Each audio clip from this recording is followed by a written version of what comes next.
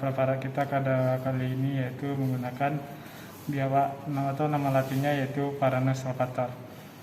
Nah, pada biawak ini terdapat pada beberapa bagian yaitu bagian kepala atau yang dinamakan dengan kaput, lalu bagian serviks atau yang dinamakan dengan leher, lalu bagian badan yang dinamakan dengan trunkus, dan bagian caudal atau yang dinamakan dengan bagian ekor.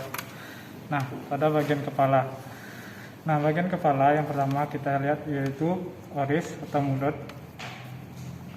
Nah, pada oris dia itu terdapat kapum oris. Ini ruangan di sekitar sini dinamakan dengan kapum oris atau rongga mulut. Nah, lalu selanjutnya yaitu terdapat gigi. Ini giginya yang bergerigi ini.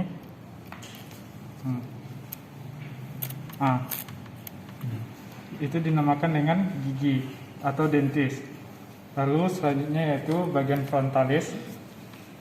Bagian frontalis atau yang dinamakan dengan kening atau jidat. Lalu selanjutnya yaitu bagian lingua. Nah, di lingua pada biawak ini yaitu lidahnya yaitu bersabang. Nah, lalu selanjutnya yaitu ada yang dinamakan dengan nares externus atau lubang hidung. Selanjutnya masuk pada bagian mata. Nah, bagian mata yang di tengah atau pada bagian yang hitam itu dinamakan dengan pupil. Nah, yang mengelilingi bagian tengah yang berwarna kuning atau pada manusia berwarna putih dinamakan dengan iris. Nah, kegunaan dari pupil itu berguna untuk tempat masuknya cahaya. Nah, lalu selanjutnya kita masuk bagian dari luar mata. Nah, kelopak mata bagian atas itu dinamakan dengan palpebra superior. Nah, sedangkan kelopak mata bagian bawah itu dinamakan dengan palpebra inferior. Nah, di bagian dalam kelopak mata ini terdapat membran yang melindungi mata dari biawak ini untuk berenang dinamakan dengan membran niktitan. Nah, lalu selanjutnya yaitu bagian telinga. Nah, biawak juga mempunyai telinga yang dinamakan dengan stapes atau nama lainnya yaitu columella auris. Lalu selanjutnya yaitu kita masuk kepada bagian leher atau yang dinamakan dengan serviks. Nah, dari bagian leher ini kita masuk ke yang namanya yaitu trunkus atau badan. Nah, trunkus atau badan ini dia terbagi menjadi 3 bagian pada Varanus salvator.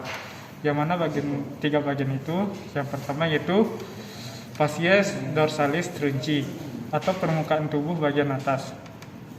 Nah, lalu selanjutnya yaitu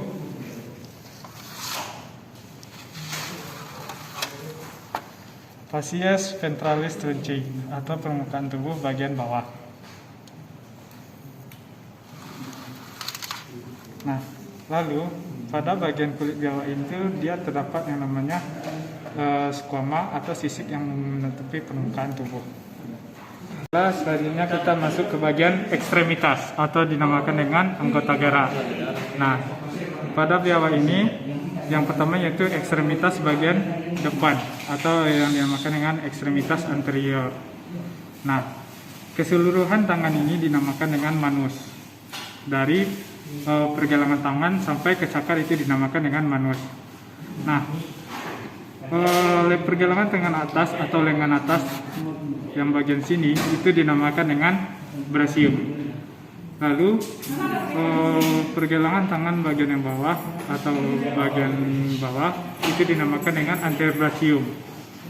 Nah, lalu selanjutnya bagian pergelangan tangan atau bagian sendi pergelangan tangan ini dinamakan dengan carpus.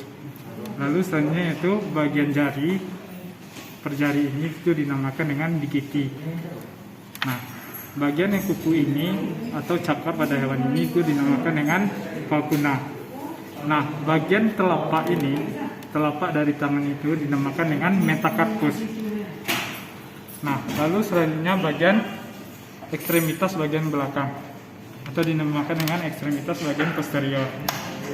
Nah, keseluruhan bagian kaki belakang ini baik itu kiri atau kanan itu dinamakan dengan pes. Nah, perbagiannya itu yang pertama yaitu ada femur atau paha. Lalu selanjutnya itu ada krus atau betis. Lalu selanjutnya itu ada pergelangan kaki atau bagian sendi pergelangan kaki ini dinamakan dengan tarsus. Lalu selanjutnya itu terdapat juga digiti dan bagian telapak kaki yang dinamakan dengan metatarsus. Nah, dia pada bagian posterior ini juga terdapat yang namanya valvula atau cakar. Nah, lanjut ke bagian caudal, yaitu terdapat yang namanya ekor. Baik, untuk selanjutnya kita akan mempelajari tentang anatomi organ dalam dari biawak atau Varanus salvator. Dimulai dari sistem digestiva atau sistem pencernaan, itu dimulai dari oris, mulut, di dalamnya itu ada cavum oris, berikut dengan lingua, dentum, dan sebagainya. Kemudian makanan akan masuk ke esofagus. Melewati esofagus, makanan akan masuk ke dalam ventriculus atau lambung. Kemudian makanan akan berlanjut ke intestinum tenum atau usus kecil, mulai dari duodenum, kemudian akan berakhir di intestinum crassum atau usus besar. Nah, terakhir akan bermuara di kloaka. Kloaka ini merupakan muara dari 3 saluran, yaitu tractus digestiva, tractus urinari, dan juga tractus genitalia.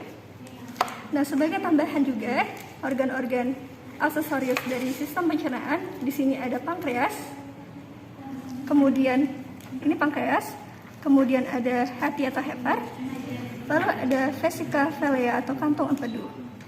Nah, di sini adik-adik harus mengerti ada saluran yang bermuara dari hepar ke empedu, yaitu ductus biliaris, dan ada yang bermuara dari empedu ke usus yang disebut dengan ductus coleoductus. Nah, berikutnya kita masuk ke sistem pernafasan. Semestinya di sini bisa adik amati adanya pulmo atau paru-paru, dia seperti gelembung saja, tapi sudah tidak terlihat karena proses preparit. Nah, berikutnya kita masuk ke sistem peredaran darah. Bisa dilihat di sini masih ada yang berdenyut. Ini merupakan jantung atau bahasa latinnya adalah cor. Nah, selanjutnya ada sistem limfoid. Di sini bisa kita lihat ya organ limfoid, yaitu limpa yang merupakan tempat untuk maturasi dari sel T dan juga sel B. Nah, sebagai tambahan juga bagi adik-adik, kalau misalnya pada hewan jantan itu bisa kita amati di bagian dalam rongga pelvisnya itu bisa kita dapati hemipenis, ya artinya ada 2 penis. Hanya saja ketika kopulasi itu hanya 1 penis yang berfungsi seperti itu.